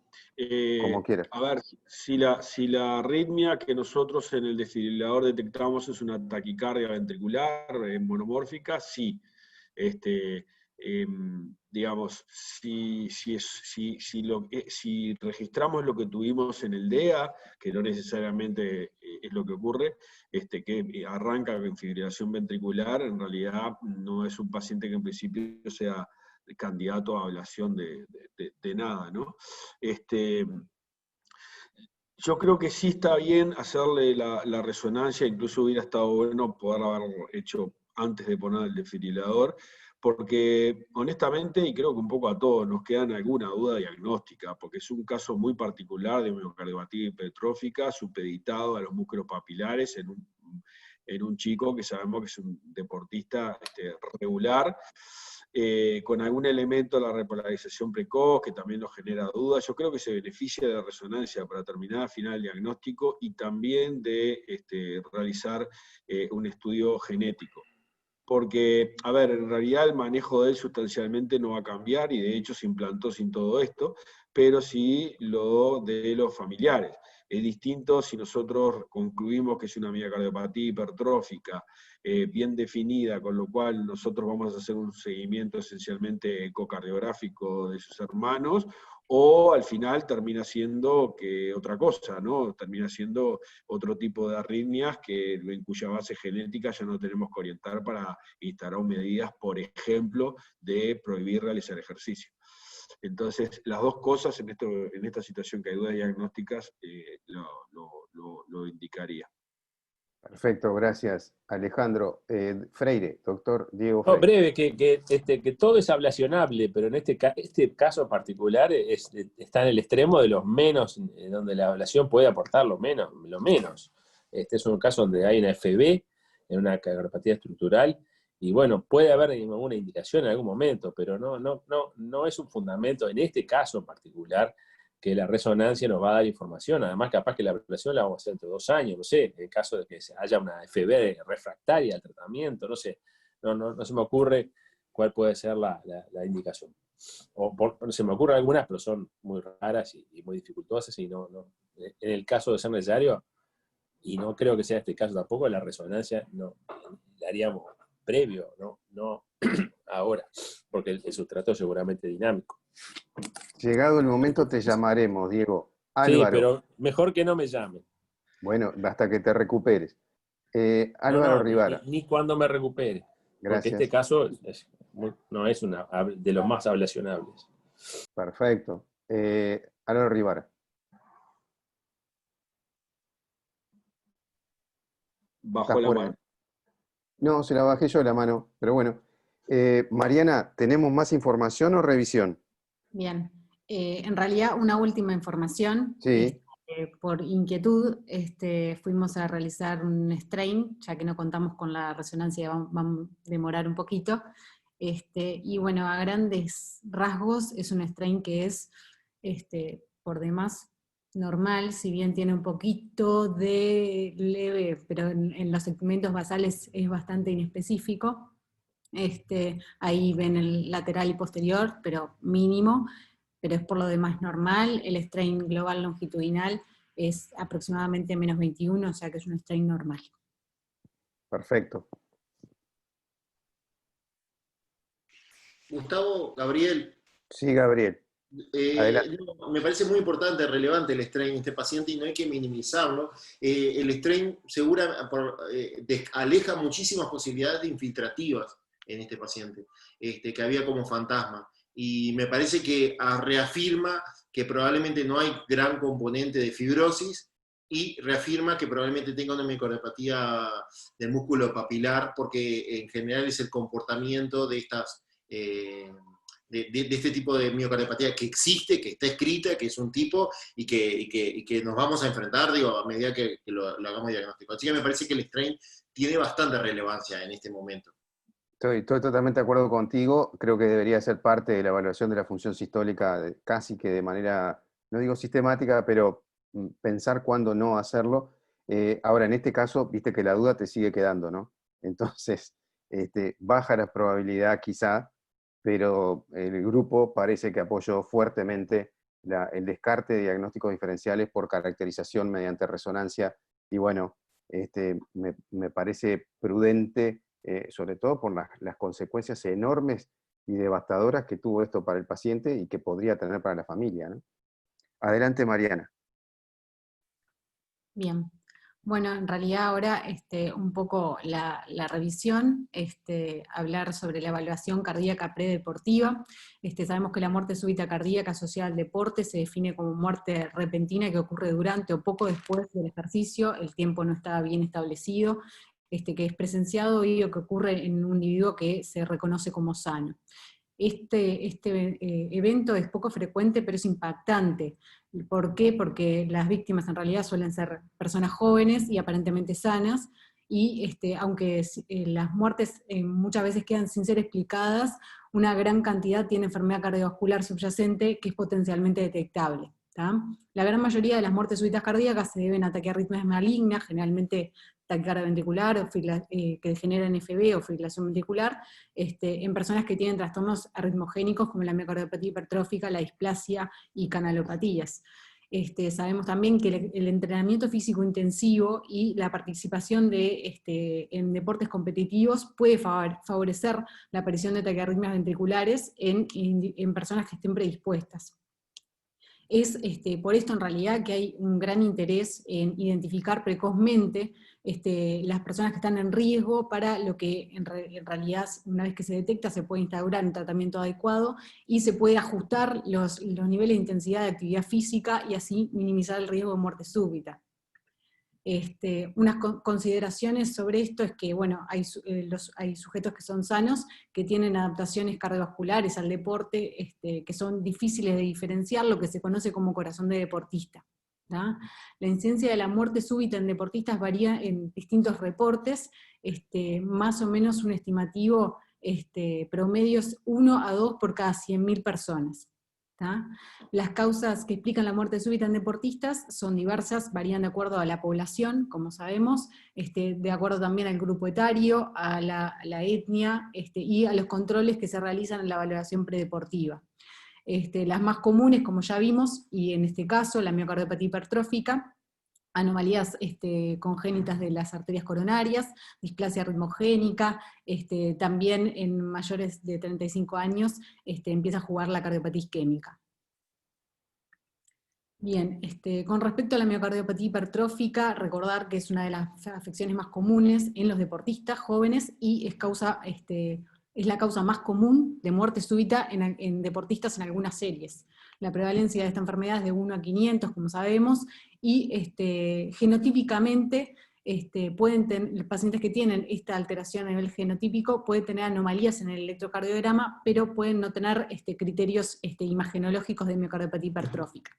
Las alteraciones electrocardiográficas en la miocardiopatía hipertrófica están presentes en hasta un 90%. La inversión de la onda T en las derivaciones inferiores y laterales, y ondas Q patológicas, además de la desviación del eje izquierda, son principalmente las primeras manifestaciones y las más sensibles, pero no son específicas. Estas se pueden ver en hasta un 5% de deportistas blancos y hasta un 15% de deportistas negros, ¿tá? En ausencia de cardiopatía hipertrófica. Y bueno, tenemos también los criterios imagenológicos para diferenciar lo que es el corazón de deportista de la miocardiopatía hipertrófica. Bien, con respecto entonces a la valoración predeportiva, la guía de la AJA del 2007 establece que se debe hacer en base a la historia clínica, que debe ser personal y familiar, y al examen físico. ¿tá? Se sistematiza en 12 puntos de alerta, que son 8 del interrogatorio y 4 del examen físico, que en caso de ser positivos, ahí se debe continuar la evaluación cardiovascular en forma más profunda. ¿tá? Entonces, de la historia clínica, si hay dolor o malestar de esfuerzo a nivel precordial, síncopes o presíncopes que no tengan explicación, fatiga o disnea de esfuerzo que no sea, que sea excesiva con respecto al esfuerzo físico, el haber tenido o tener la presencia de un soplo cardíaco, hipertensión arterial. Con respecto a lo familiar, la presencia de muerte antes de los 50 años por enfermedad cardíaca, también una afectación de un familiar, no muerte, pero familiar menor de 50 años, y familiares que tengan miocardiopatía hipertrófica o cardiopatía dilatada, síndrome de Cuté largo u otras canalopatías, síndrome de Marfan o arritmias importantes. Esto desde el punto de vista de los antecedentes familiares. Y al examen físico se recomienda los pulsos femorales para excluir la coartación aórtica, estigmas físicos que orienten a síndrome de Marfan, la toma de la presión arterial. Esos serían los elementos que considera la AJA con respecto a la evaluación predeportiva. en estas guías, en estas recomendaciones, no se incluye electrocardiograma porque no se considera costo efectivo. No es así en un position paper realizado por la Sociedad Europea, que salió en el 2017. Ahí se plantea que la valoración, que se basa únicamente en la historia clínica y en el examen físico, tiene una capacidad limitada para identificar alteraciones cardiovasculares que son potencialmente letales en personas que hacen actividad deportiva jóvenes, porque obviamente las alteraciones cardiovasculares, las enfermedades cardiovasculares que son arritmogénicas, suelen ser clínicamente silenciosas. Entonces, ¿qué es lo que plantea este papel de posición? Plantea la adición del electrocardiograma como la estrategia más costo efectiva para detectar enfermedades que puedan predisponer muerte súbita. Esto es a raíz de un metaanálisis. Pero sí destaca que el electrocardiograma tiene limitaciones. Si bien la sensibilidad del electrocardiograma para la miocardiopatía hipertrófica, por ejemplo, es 90%, no lo es para anomalías de las arterias coronarias, o que es la segunda causa más común en algunas series, o por ejemplo para la cardiopatía isquémica, obviamente un electro en reposo, en mayores de 35 años la sensibilidad es baja.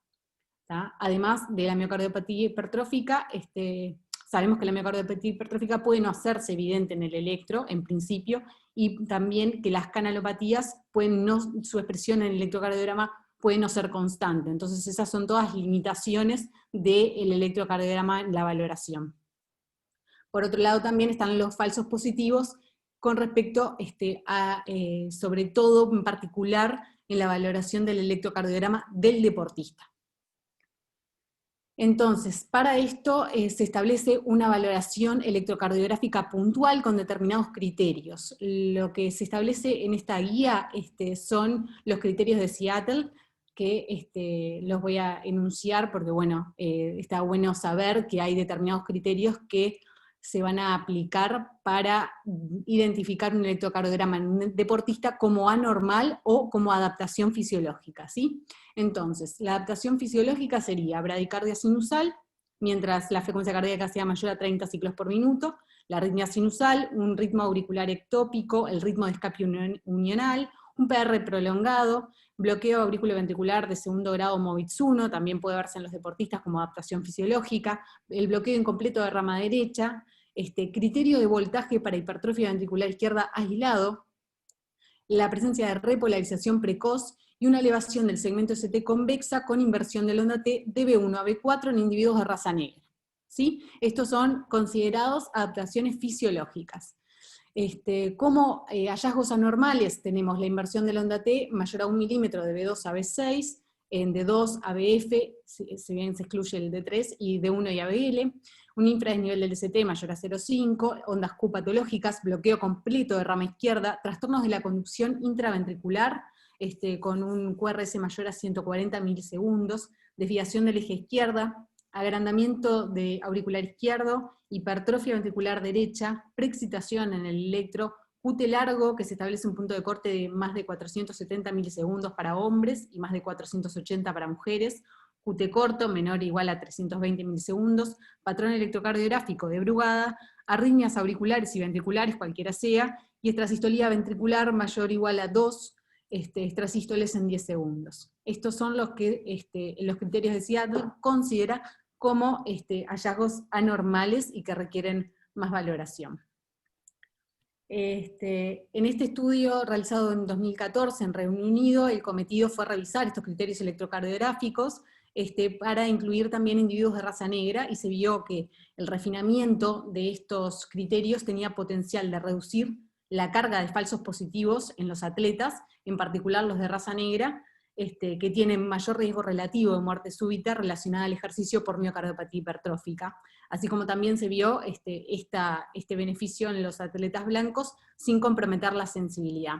Se ve entonces en este esquema que hay algunos elementos como el agrandamiento auricular izquierdo, también derecho, la desviación del eje a izquierda o a derecha, hipertrofia ventricular derecha, tiene que tener 2 criterios de estos para considerarse anormal, y si es un solo criterio aislado, ahí en realidad se considera dentro de lo normal en el contexto de un corazón de atleta, ¿sí? Bien, entonces, ¿cuál es el protocolo de evaluación predeportiva? ¿Qué nos dice? Nos dice, realizado por la Asociación Europea del Ritmo Cardíaco, que se especifica que la evaluación involucra individuos de cualquier edad que realizan ejercicio o entrenamiento regular, tanto en aficionados como profesionales, independientemente de si es competitivo, y debería contar con una historia clínica personal y familiar, con un examen físico detallado, y la realización del electrocardiograma que ha demostrado tener una capacidad de diagnóstico superior.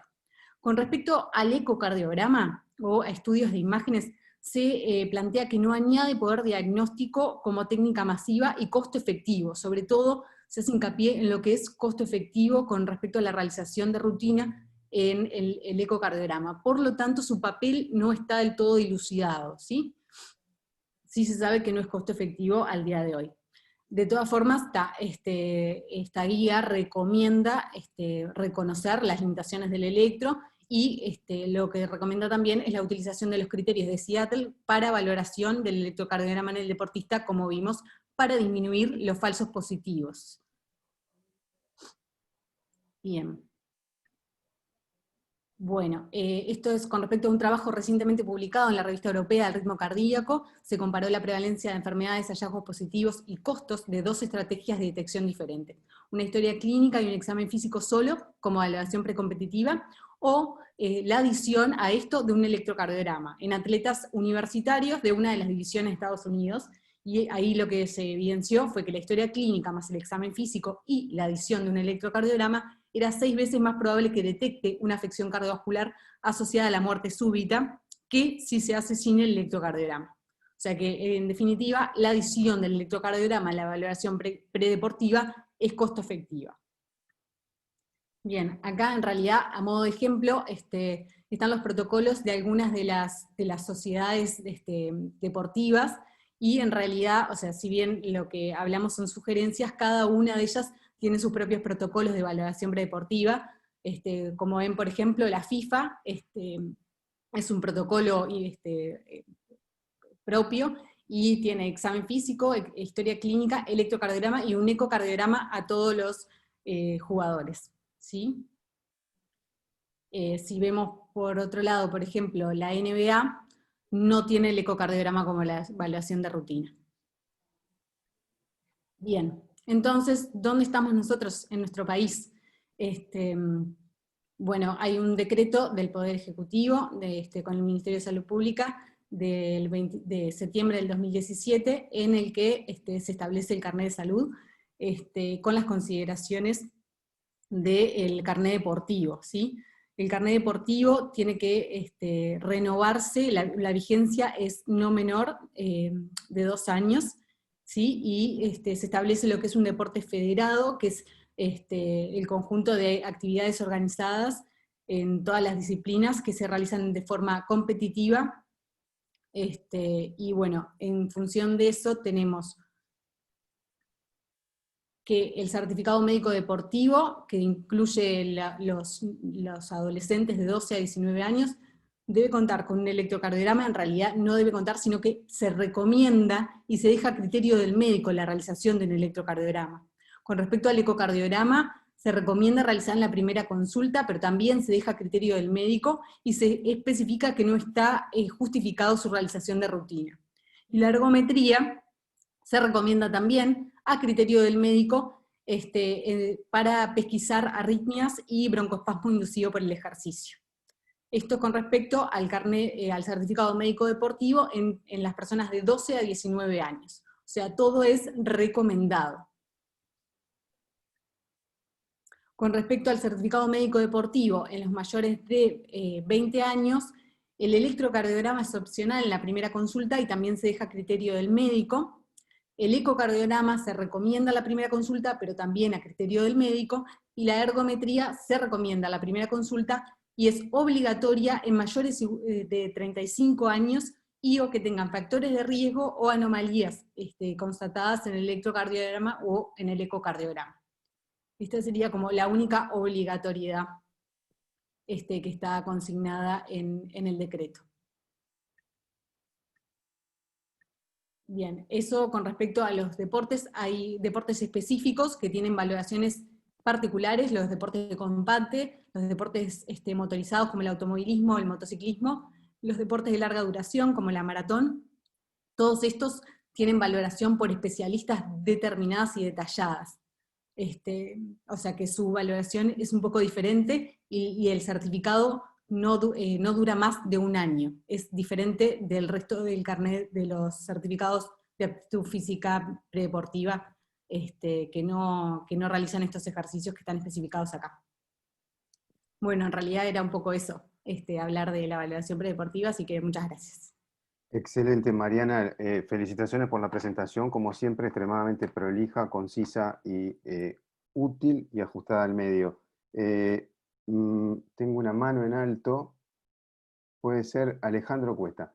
Alejandro y Diego, vamos primero con Alejandro, y específicamente Alejandro tiene investigaciones a propósito del electrocardiograma en estas poblaciones, ¿verdad? Sí, pero bueno, ahora en realidad me iba a centrar sobre el final, Gustavo, disculpa. Primero, nada, felicitar a Mariana, sobre todo por la actualización de las fichas que nos hizo, que versan de hace 2 semanas publicadas, la última de ellas. Segundo, que bueno, que como ven, la normativa uruguaya en realidad no es mala, es bastante buena, si se cumpliera, y esto fue un trabajo bastante arduo de años muy recientes en los que los deportólogos tuvieron muchísimo que ver, y particularmente el doctor Daniel Cerrillo, y se avanzó. Ahora nos falta el salto cualitativo de que a partir de los 12 años logremos que se haga por lo menos un electrocardiograma de forma mandatoria a todos los chicos de todos los deportes, no solo de fútbol. Y lo último es saber que mientras defendemos esto con toditas las fuerzas, ver, y este es el mejor ejemplo que podemos traer, de que tenemos nuestras limitaciones, ninguna valoración predeportiva garantiza 100% que no vayamos a tener eventos, y esto es algo que la sociedad también debe saberlo, y de ninguna manera debe ser algo que frene la difusión de realizar deporte todos y todes a lo largo de toda la vida. Nada más. Gracias, Alejandro. Adelante, Diego. No, breve, yo quería agregar a lo que dijo Alejandro y como comentario, que se sabe ya desde hace mucho tiempo que el deporte de élite competitivo es perjudicial para el corazón. O sea, una cosa es el deporte competitivo recreativo y otra cosa es el deporte competitivo de élite o de profesionalismo, donde hay esfuerzos y ejercicio que sobrecarga el corazón, y eso a la larga es perjudicial, y eso ha generado varios artículos de investigación recientemente, o por lo menos en los últimos años. O sea que no solo está la detección, sino también es el tema de valorar cuando pacientes o deportistas de élite que tienen distintas patologías cardiovasculares a lo largo de su vida. Y eso cada vez hay más información, y es un tema que también estamos aprendiendo mucho en los últimos años. Sí, simplemente a modo de anécdota, hace unos 5 años, un domingo al mediodía, viene un grupo de veteranos con uno con un infarto agudo de miocardio y estaban haciendo un entrenamiento para correr maratón. El que lideraba el grupo era un médico y estaba consternado porque este muchacho, cuarentón, había tenido un infarto durante el entrenamiento. Lo curioso del cuento es que a la semana siguiente viene el mismo grupo con otro infartado. Entonces me pregunta el entrenador, ¿pero yo ahora qué hago? Y no sé, pero me parece que lo mismo no, porque si hacemos lo mismo vamos a tener la misma respuesta. Es lo que dice Diego, la magnitud del ejercicio tiene que ser adaptada a la población, y es bien conocido que magnitudes extremas de ejercicio no tienen necesariamente efectos cardiovasculares buenos, sino todo lo contrario, y eso tiene que ser atendido. Felicitaciones, Mariana, nuevamente. Muchas gracias. Gracias a todos. Nos vemos mañana en el round. Gracias. Chao, chao.